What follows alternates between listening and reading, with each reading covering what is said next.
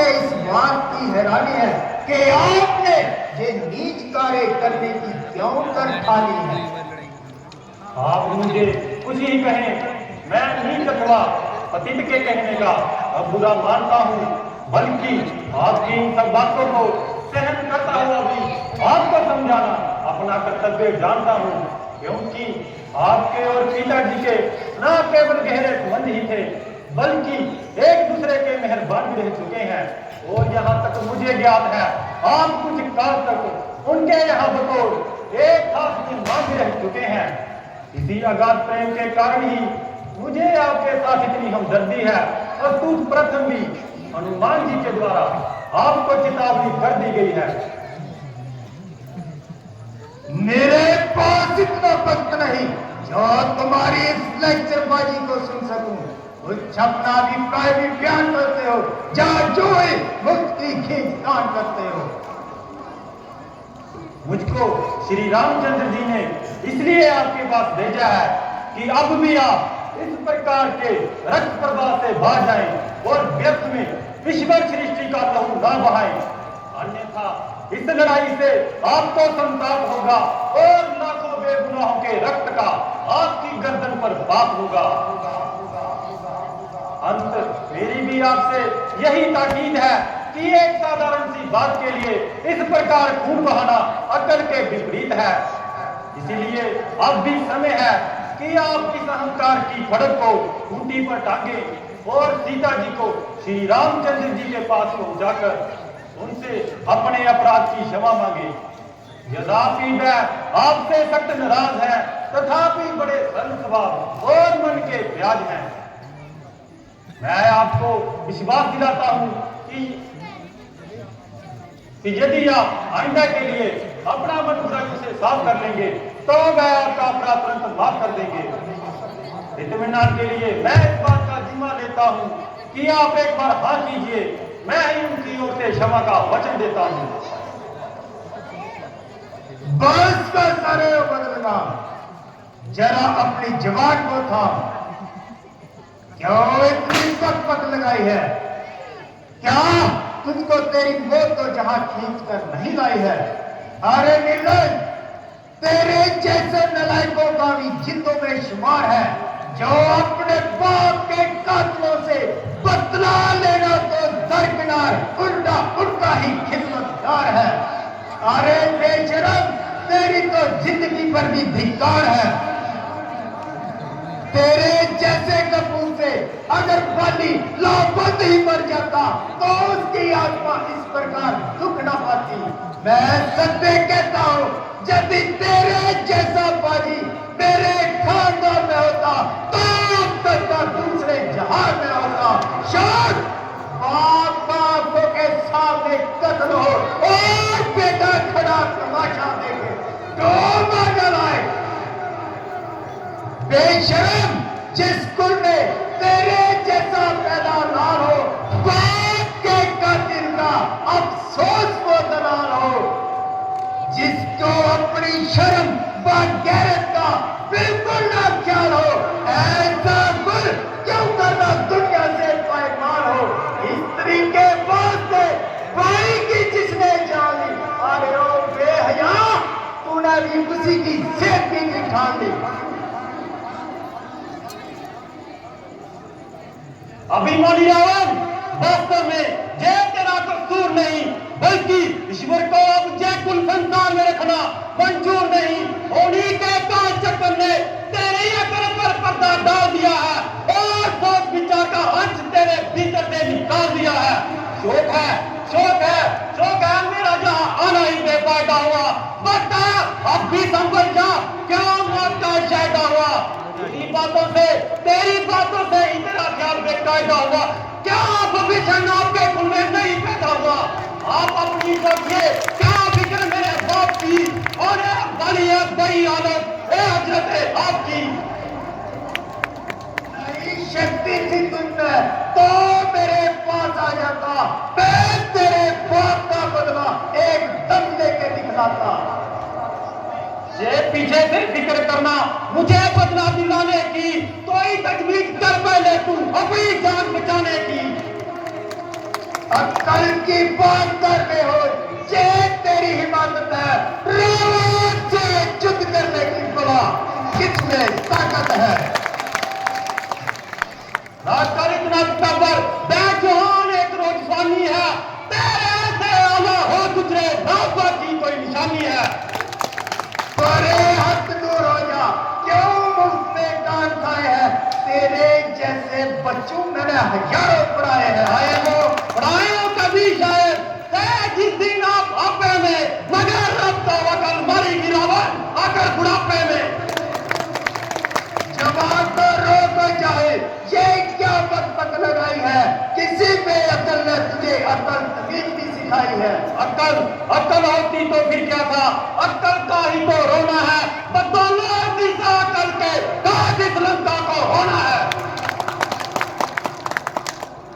अरे मूर्ख, इनको किसी ने अक्ल भी सिखाई है? या तूने पशुओं में ही परवरिश पाई है? हाँ हाँ, अब ध्यान आया। अक्ल तमीज कौन सिखाए, कौन पढ़ाए, कौन लिखाए? पिता का साया तो सर से जाता रहा, फिर चाचा को क्या प्रयोजन? मैं तो तुझसे अपनी चाकरी कराता रहा। फिर चाचा भी कौन? सुग्रीव। भला जिसने अपने सगे भाई का ही खोप लिया, उसने तेरी शिक्षा का बोझ अपने सिर क्यों कर लिया? हाँ हाँ, उससे तेरे जैसा तो बुत का गुलाम मिल गया, जिसके अंदर से शर्म और लज्जा का अंश बिल्कुल निकल गया। अरे मूर्ख, आगे अपने पिता की मौत को याद कर और ऐसे दुष्ट चाचा की गुलामी से अपने आप को आजाद कर। मैं तुझे जहां एक प्रतिष्ठित पद पर मुमताज करूंगा, अगर तेरी कुछ सेवाएं हुई तो बड़ी भांति लिहाज करूंगा। फिलहाल तुमको अपने एक विशेष प्रांत का सूबेदार कर दूंगा और थोड़े दिनों में रामचंद्र और सुग्रीव से तेरे बाप का बदला दिलाकर तेरी राजधानी का तुमको स्वामी मुख्तार कर दूंगा। अन्यथा चाह तो इस जंग में तेरा काम तमाम हो गया, अगर बच गया तो पूरी जिंदगी के लिए सुग्रीव का गुलाम हो गया। खैर, मैं तो बदतमीज ही सही, किंतु अकल ठिकाने आपकी भी ना रही। जो कोई गंभीर तथा उपयुक्त उत्तर देने की जगह दूसरों के घर के झगड़े छेड़ रहे हैं और व्यर्थ में गड़े मुर्दे उखेड़ रहे हैं। मेरे बाप ने जैसा व्यवहार अपने भाई के साथ किया, वैसा फल भोग लिया। मेरे लिए दोनों का दर्जा एक समान है और चचा की सेव की अथवा गुलामी करने में मेरा कौन सा अपमान है? औरों के घर के झगड़े, औरों के घर के झगड़े, ए रावण ना छेड़ तू, तुझको बुराई क्या पड़ी, अपनी न बैठ तू। मुझको तो आपका भी वैसा ही अंत होता दिखाई दे रहा है और निसंदेह कालों के सिर पर मंडरा रहा है। जिस समय श्री रामचंद्र जी के बाण लंका पर बरसेंगे तो आप एक एक साल को कर देंगे।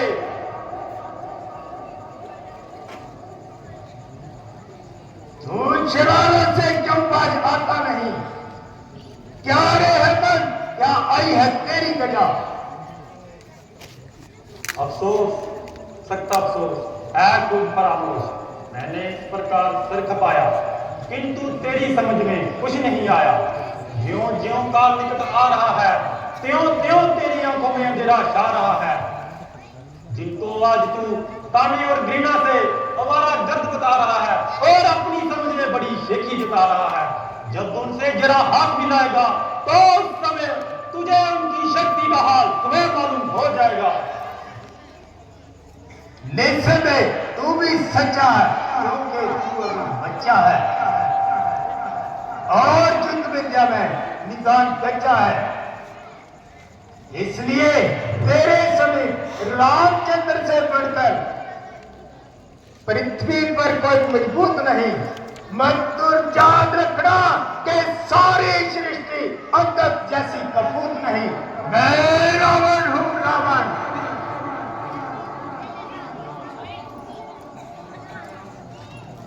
मैं रामचंद्र जी की सेना में सबसे सबसे निर्बल इंसान हूँ और तेरे विचार के अनुसार अभी बिल्कुल नादान हूँ, किंतु तेरा यह वहम दूर करने के लिए अपनी शक्ति का एक साधारण सा चमत्कार दिखाता हूँ और अपना पाँव पृथ्वी पर जमाता हूँ।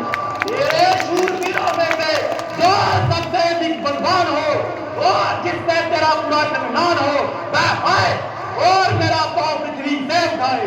हमारी तुम्हारी जय प्रार्थना का अपनी सीट पर दारोमदार है। अगर तेरे किसी योद्धा ने मेरा पाँव पृथ्वी से उठा दिया तो तुम्हारी जीत और हमारी हार है, अन्यथा इसके विरुद्ध अवस्था में सीता जी को श्री रामचंद्र जी के पास पहुंचाना और किसी प्रकार की विलुप्त न मिलाना। अहमद, मुझे ये शर्त स्वीकार है। तो देर करना बेकार है। देखना कहीं पीछे से पछताओ, जा अपनी शर्त से ही मुकर जाओ। महाराज ये क्या बिल्कुल वाहियात है और मर्दों का प्राण प्राण के साथ है।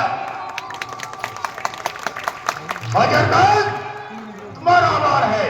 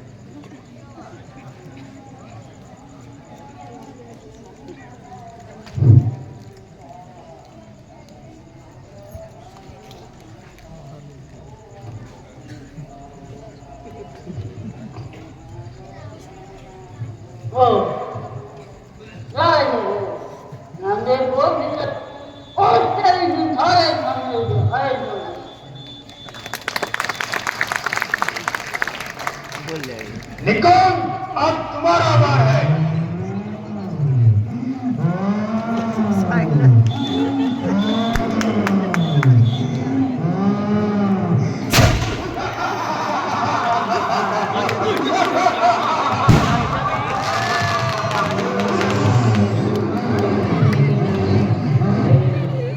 मैं अपनी वीरता के ऊपर जोर दिखाता हूँ। नजर मेरी तरफ करना पाऊँ क्यों कर जमीन से अभी इस पाँव के टुकड़े बचलाता हूँ। खबरदार हो उस दिन मैं तेरी ओर आता हूँ। बहुत ताकत दिया कुदरत ने मेरे दस्त बाजुओं में के जमीन और आसमान को ऊपर फेंक तराजू में। हिला दे भाई, हिला दे, अन्यथा टुकड़े हो जाएंगे। चूल्हे में बदबू जब मैदाने जंग में आएगा तब देखा जाएगा तो कितने पहुंच माता है। इंद्रजीत, अब तुम्हारा वार है।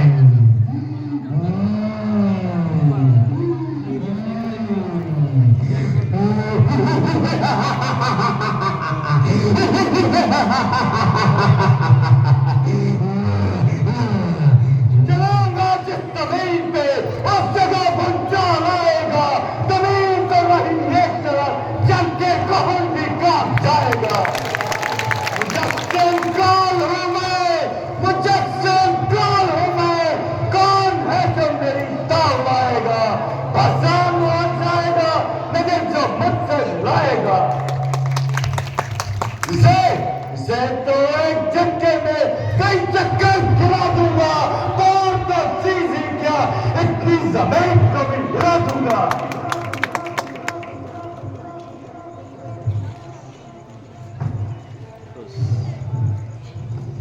जब तुम मैदाने जंग में आएगा मैं देखूंगा समर भूमि में तू कितने पांव जमाएगा। कौन करे, अब तुम्हारा वार है।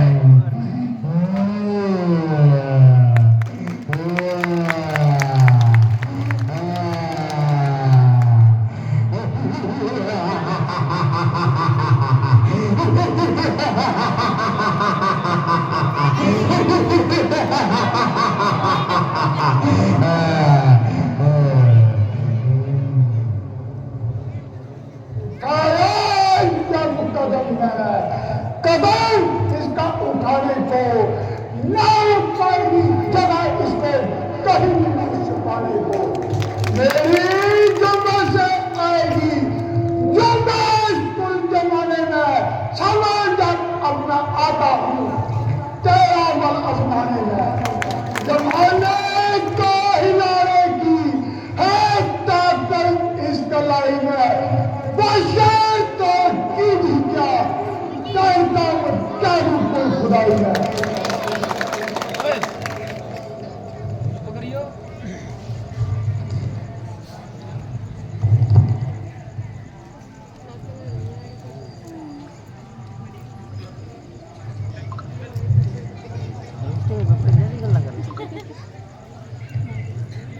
जब तुम मुकाबले में आएगा तो देखा जाएगा।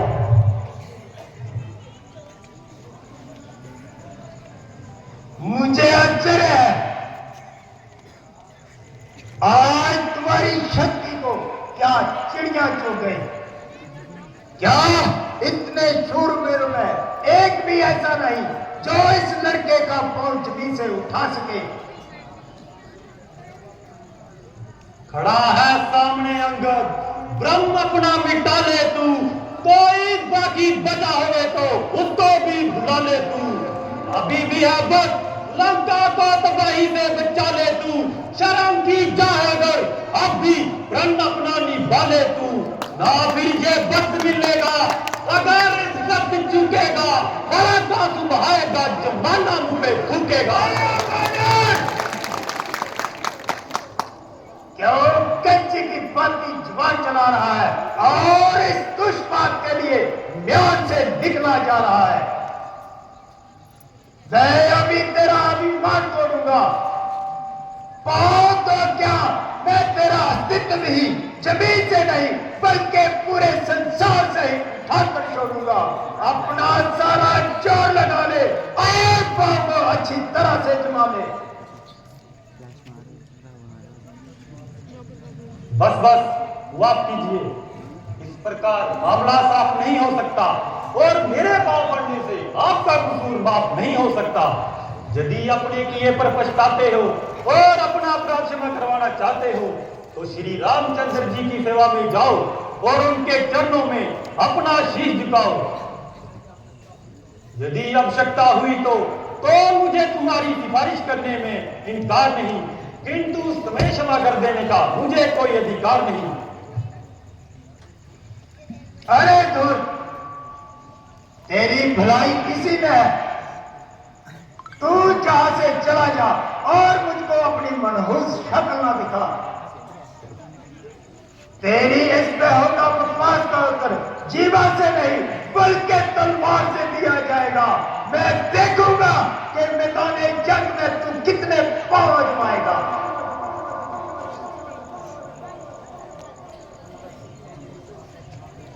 ये तेरी सरासर हिमाकत है। जिन भाइयों के भरोसे तू कूद रहा है उनमें केवल बातें ही बनाने की ताकत है। खैर, यदि तुझे अपनी तलवार का ही अभिमान है तो हमारी ओर से भी युद्ध का ऐलान है। बोल सियापति रामचंद्र की।